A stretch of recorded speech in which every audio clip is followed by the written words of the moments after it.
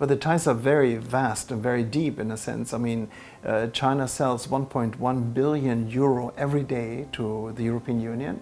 Even during pandemic? Yes, yes. So in a way, the deep relationship of trade, 1 billion going from China to Europe and 500 million from Europe to China has been unbroken to a large extent. It's very comforting to see that our consumers like each other's products.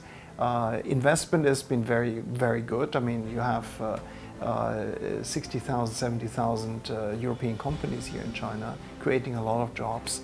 We have reached a certain level where I think we have now step up to the next level in order to improve market access and how do we operate in China.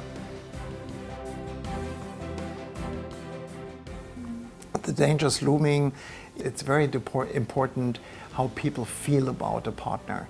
And in Europe, China unfortunately is losing a bit of its soft power that is needed in order to support a very close relationship.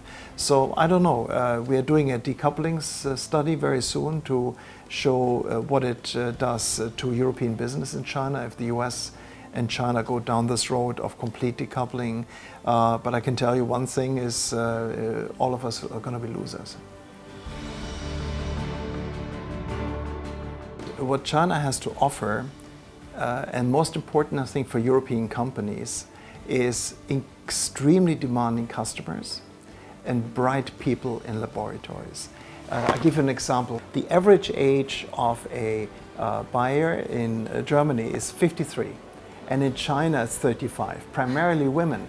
And what drives this company to more innovation, what drives many of us, including my company, to more innovation is customers that demand more and more. Chinese customers are gadget rich.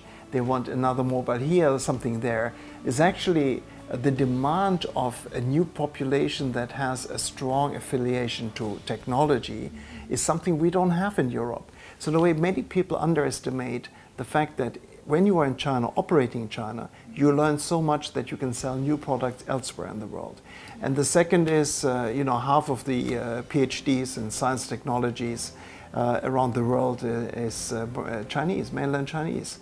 So there are great minds in order to work not only in China but also in the laboratories in Europe, so in a way. So sometimes people see the aging and see this and this and that, but actually the human factor is the real winning proposition of China. Integration of an economic superpower is difficult. We experienced this with my own country, Germany, in the late 19th century, in 1871, and was very backward, and then started industrialization, had an economic super run, urbanization took place at the same time. And then how do we get here, I think, is really multi-layers of miscommunication from both sides as well, and expectations that are possibly not to be fulfilled. Where you can see that, on the sliding down you can actually find a rescue path. There has to be a stop in this zero-sum game thinking. We negotiate, you win an argument, and I feel like I lost something. I think there has to be an awareness that we are not in zero-sum globally now, particularly in globalization. The cake gets bigger, we can both have a share. I guess the only solution is really trying to find common ground, and common ground means you have to compromise.